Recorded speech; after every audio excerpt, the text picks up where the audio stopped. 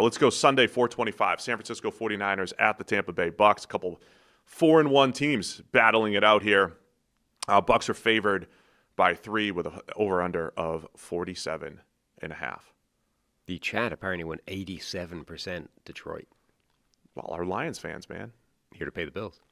And you're coming off of the Lions' 4-game winning streak, right? This is where, like, Vegas they don't fall into storylines and narratives. Kansas City lost a heartbreaker on Monday Night Football, and the Lions have won 4 straight. But Vegas keeps their head on straight, and they're like, this is, in a vacuum. Here's what we think of the Chiefs. Here's what we think of the Lions. Man in Vegas is locked in. They're locked in. They're not buying any of it. They're not getting swayed by Trevor Lawrence stumble bum magic. No. Now, if you're the Lions, really quick, do you drop stumble bum out again? You watch the film, you know that QB's tripping might work.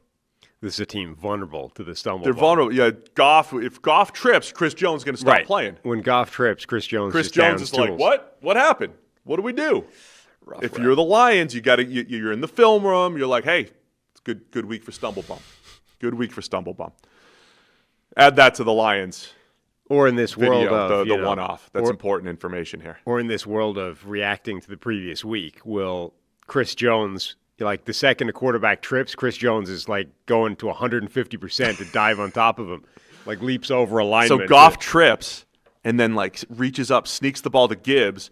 Everybody pounces on Goff. Like this is never gonna happen again. No, they'll like run. You got to run the counter. But instead of everyone easing up to be like, the ball's on the ground, Chris Jones just like launches himself over the line and like splash lands on Jared Goff. That's what I'm saying. He's just got to like pitch it to Gibbs on a little toss play. All right, let's reset this thing again. Sunday, 4:25. Tampa Bay Bucks hosting the San Francisco 49ers. Bucks by 3. Couple 4-1 teams here. Some similarities between both teams. They've both gotten to 4-1 with some late game magic and a whole lot of injuries. Just a couple of MVP candidates going one-on-one. Mac Jones and Baker Mayfield. I don't know if you saw, I did put this tweet out there last week. There is only one undefeated quarterback this year in the NFL who's played at least 3 games. It is Mac Jones. Okay. Mac Jones, 3-0. There are no other undefeated quarterbacks with at least 3 starts under their belt. Mac Jones, undefeated, going up against MVP candidate Baker Mayfield, who's merely 4-1. Just saying. Maybe Mac. Maybe Mac's the guy. Maybe he's the guy. Look at you, Ryan Clark.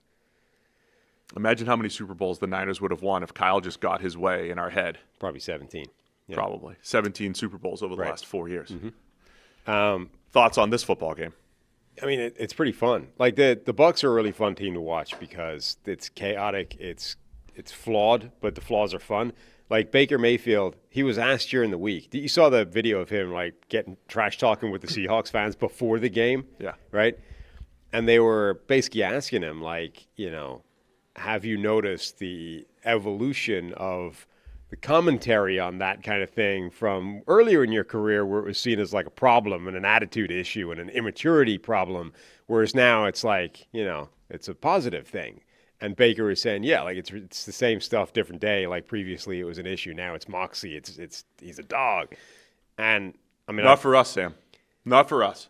I've thought that the whole way through, though, that's the way this stuff works, that stuff is entirely dependent on whether or not you're winning. If you're backing it up. Not even if you're backing it up. You don't need to back it up. You can, if you're just winning. With wins. If you're backing it up with wins. If you're simply winning games, it's seen as moxie and a positive thing. And, like that's the attitude you want from a quarterback. And if you're losing, it's like, what is this guy's problem? Like where he's too much time making commercials. Like what's the issue here? But it is funny that, people are talking about how Baker's matured and he needed to be humbled with the Carolina stint and all this kind of stuff. I honestly think he's just the same guy. He just happens to have found himself in a great situation. He's playing to the best of his abilities in that great situation. And so now everyone is rewriting every aspect of his personality and life. We also got into I think I quote tweeted Pete Prisco about the Browns decision, moving on from Baker Mayfield. And it's like, man, time flies when you get older. It does feel like just a couple of years ago, not 4 or 5 years ago, whatever it was, that we were having this whole debate. There were not a whole, there was you, definitely said, hey, the Browns should stick it out with Baker Mayfield. Mm-hmm.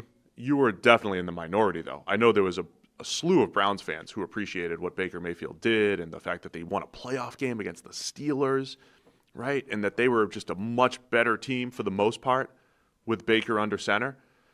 But there also were plenty of people who were like, yeah, of course, he's coming off a mediocre season. Don't care that he played hurt. We don't add context to our analysis. Move on from Baker Mayfield. And to remind people, we were at a point, this was after the 2021 season, when the Rams had just made the aggressive move to go from a good quarterback, in their mind, let me just say this clearly, in their mind, a good quarterback, Jared Goff, to a potentially great one in Matthew Stafford. Now, looking back, Goff's a pretty good quarterback, right? And he's shown that he could work in two different systems. But Stafford elevated that Rams offense, and it worked, and they won a Super Bowl. And so the whole league was like, man, if I only have a starting caliber quarterback like a Baker Mayfield, I need to try to get a top 8 quarterback. So there were rumors about Aaron Rodgers being traded. There were Deshaun Watson rumors, like you knew he was getting traded somewhere. Right. And so that was the move that the Browns made. Like that was what, and then Russell Wilson was getting traded for with Denver. That was what was happening in the league at the time. A guy who was a serviceable starter previously, maybe above average in Baker, above average Jared Goff. Those guys were getting traded for the perceived better option outside of, and by the way, when they made the Baker decision, it was before they even knew they were going to. I mean, they didn't know they were definitely going to get Deshaun Watson. They didn't know. I mean, they were pursuing him, but it wasn't. Into the corner. They were pursuing him, but they weren't like definitely going to get him either. Hey guys, real quick, only 40% of our viewers are actually subscribed, so let's change that. Hit that subscribe button, and now let's get back to the action. Yeah, but because of it's the whole thing is a very complicated situation, so it's never going to be reflected on particularly cleanly because nobody deals in nuance and complication, and it's like just the black and white. Oh, this is what they did. Like I always thought that because of what Baker had done and the fact that he was clearly a step up from all the quarterbacks on the jersey that had come before him, and because he'd shown enough good things, you're better off sticking with him. I did say, look, given the season he was having, you can't give him a long-term contract at that point. You have to, 5th-year option, franchise tag. You've got to go the short-term deal and try and make sure because of the fact that they played him through that injury and the injury was and the play in that situation was bad. So that was my point is that, yeah, you can't lock Baker up to the $100+ million contract you were probably going to give him before that season. You've got to go a different route now. But I would still have kept him because of what he'd done for that team. There were definitely a lot of Browns fans that felt similarly because of, Pittsburgh victory, etc. But there was that group of people that were like, yeah, well, look, Baker's good, but Deshaun Watson has been great. Let's go do that. The problem is, from the Browns' perspective, you can't start courting Deshaun Watson without immediately burning the bridge with Baker Mayfield. Right. Of all people, Baker Mayfield is not the personality that is going to be cool with you going, we're just going to go talk to this guy for a while and try and work out a trade. And if it doesn't work, you can still have the job, right? He's going to look at that and go, no, the second you talk to this guy, I'm out. We are done. Like, that's over. And I think that's a reasonable standpoint, to be honest, from Baker Mayfield, particularly given the circumstances and, all those things. So that's the issue is that, yeah, technically speaking, Baker ended the relationship, right? Once they talked to Deshaun Watson, Baker was like, all right, I'm out. But realistically, they ended it by going to talk to Watson in the first place. And I know this is just a Week 6 preview show, but I think it's worth going through some of this history, especially go ahead. At that point, by the way, once you've done that, like I have spoken to Deshaun Watson, therefore Baker Mayfield has burned this relationship. Now you have to get the Deshaun Watson deal done. And that's why it ended up becoming this unprecedented $230 million fully guaranteed contract, and the trade collateral was what it was because the Browns basically weren't going to win that deal. Atlanta was apparently in the conversation. Other teams were there, and Cleveland was not effectively winning the negotiation for Deshaun Watson, but they'd already pissed off Baker Mayfield to the point where they didn't have a quarterback anymore. So they had to circle back and go, all right, whatever it takes, right? And what it took was this unprecedented, crazy contract. So I don't think it was a good process anyway, even if you were upgrading. And just because we have a whole bunch of new Bucs fans here and everything, I want to really quickly through our complicated history with Baker Mayfield and where he was at that time with the Browns and where he is now. When he came out in the 2018 draft, there are no humans on the planet pounding the table harder than us for Baker Mayfield being the number 1 overall pick. We were trusting the new data that we'd had over the last 5 years that he was the best quarterback prospect that had come out. And statistically, 3 elite seasons at Oklahoma and a great season at Texas Tech as a walk-on true freshman. Nobody had ever done that. And when people brought up the attitude, and we were on the Moxie side. Oh, that is the Moxie. That is the... Still am, by the way. And still am. And I said the phrase, I'm like, I don't want to be the guy that doubts Baker Mayfield. He'll use that against you. And then the early years of the Browns, when we were trying to objectively analyze Baker's play, here's what didn't make sense. He was great as a rookie for the most part. He struggled in 2019. It was like every time he had his number 1 receiver, OBJ, he actually played worse. When he lost OBJ, he played better. 2020, he had a great season, bad season, great season, and then his worst season was the last year when he was playing hurt, and you made the point, hey, he shouldn't have tried to play hurt. And then when he actually hit the market, went to Carolina, I was also pounding the table for a great buy low. Right? I don't know what you're going to get from Baker Mayfield, but at the price, buy low. And 2 teams tried, Carolina and the Rams kind of at the end of the season. That's the point. And it didn't really work out in either spot. The Rams, there was one good game, off the plane game, but it wasn't like he was great with the Rams and they still had Stafford. That's the thing. The Rams period, I think, was the point where I kind of went out on Baker Mayfield. Generally speaking, I would defend his Browns career and say there was more good and bad, and most of the bad you can pretty clearly explain from other things, right? It's not a Baker. There's another source of blame, very obvious, right? Whether it's the Freddie Kitchens disaster year, whether it's the shoulder injury, like there's another very clear thing to blame. The Carolina year, I think you can look at it and say, look, at that point, was any quarterback going to succeed in Carolina? Like the fact that Baker and Darnold both looked horrific in that situation, and then both of them have been rejuvenated elsewhere. I think with reflection, you can look back on that and say maybe Carolina was just a no-hoping environment at that time. They also, Darnold, did they both play for Joe Brady as offensive coordinator? Like there were elements of that could have worked. Sure. They had a DJ Moore at the time. It made sense for Joe people. Brady, but the organization as a whole was not fully supporting them. From the outside, it seemed like that was a great move from Carolina. Like you basically roll the dice, buy low on 2 of these guys. One of them's got to work out, and they both didn't, right? But I think with reflection, you can look at that and say maybe that was just Carolina. The fact that he then went to the Rams, and okay, there was that one game where the Moxie showed up late in the game, off the plane, and the story was amazing. But functionally, he never played well for the Rams. And you're like, if you can't really play well in that situation with Sean McVay, well now, given that you haven't played well in Carolina and you got run out of Cleveland, like maybe now you start to look at it and say, you know what, I'm just not ready to trust this yet. And then, Tampa buys low, like $4 million, whatever it was, year one. And then from that point on, it's been all upwards. And so now just coming full circle where we are right now with Baker Mayfield. Never wrong, just maybe a little tardy. The things that we loved about him that didn't always show up in Cleveland, that were hit or miss, that you've mentioned before. There was the late game magic wasn't always there in Cleveland. The accuracy that we loved at Oklahoma, not just at every level, right? Short area accuracy, downfield throws. People are still saying, "Oh, Baker doesn't." I saw tweets out there this week. People don't give Baker Mayfield enough credit for his arm strength. Like, I've been doing this forever, telling you just because he's short doesn't mean he can't have a cannon. The guy has a cannon. And now you see him throwing 35-yard handoffs to Emeka Egbuka down the field. So the accuracy's there. The late-game magic is there.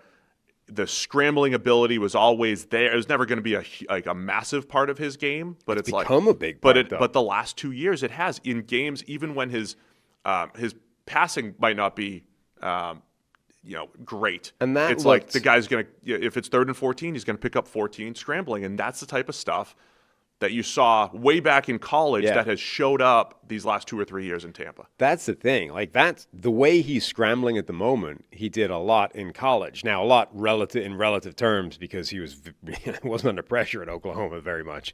But when he tended to react like this, right? Which is, oh, look, Baker makes these amazing escapability plays, extends the play, does something crazy. This is nuts. And then in the NFL, he just wasn't able to do that for a while. So I don't know if this long part of like this his career up until this point, because he just looks more comfortable now. And because he looks more comfortable, he looks like the guy he was at Oklahoma, where he's gone back to being accurate and he's gone back to being able to scramble at a really high level and make an impact. Like, he's not Josh Allen, Lamar Jackson. He's not this freakish athlete, but he is really hard to get to the ground. Like, his escapability for a guy who's not particularly big, not particularly athletic, not particularly strong is pretty insane. And that wasn't the case for the first few years of his career, and really only the last couple of years has it become a serious feature. But it was a feature of his college game. So I don't know if it was just an adjustment in getting comfortable with the speed and the strength and the size at the NFL level, and now that he's in that world, he's dialed back to the player that he used to be. But he has basically come full circle and become the player that he was in college. The only difference is when therefore he should be the best quarterback in this draft class. Well, unfortunately for him, Josh Allen has also hit like the 99th percentile of his range of outcomes, and Josh Allen has significantly more special physical tools than Baker Mayfield. Lamar Jackson has also hit the 90-something percentile of his range of outcomes, and Lamar Jackson is also a significantly more gifted athlete and special talent than Baker Mayfield. So in a weird way, like, he's now become basically the player that we would have been saying he was going to become coming out. It's just that two other guys also hit like the absolute apex of what they could have become, and therefore they're better. Like, they had more quote unquote talent than Baker Mayfield. It was just, what was the likelihood of either of them hitting it? So I think it was worth going through the history, even on just a random Week 6 preview show, because now you're talking about Baker Mayfield, MVP candidate, and people are all hyped about him, and he's led 4 comebacks. Now, the last one, they were handed field goal range. Right. But the Bucs have won 4 games inside the last minute of the game. Is that sustainable? I don't know, but there's something to the style and the way that Baker Mayfield plays the game. And by the way, the contextual part here is doing it with a whole bunch of backup offensive linemen. I made the statement the other day, maybe the Cowboys offense has done the best with O-line injuries. Probably should have mentioned the Bucs as well earlier in the season. Now they're healthier on the offensive line, and then but you're still missing a Bucky Irving in the backfield. Like, you're still getting the job done offensively, and Baker's coming off a game against Seattle where he barely even missed a throw. Like, he was absolutely incredible. That was the type of stuff he did in college and handled the adversity of, say, his defense continuing to give up points. So Baker Mayfield history lesson here.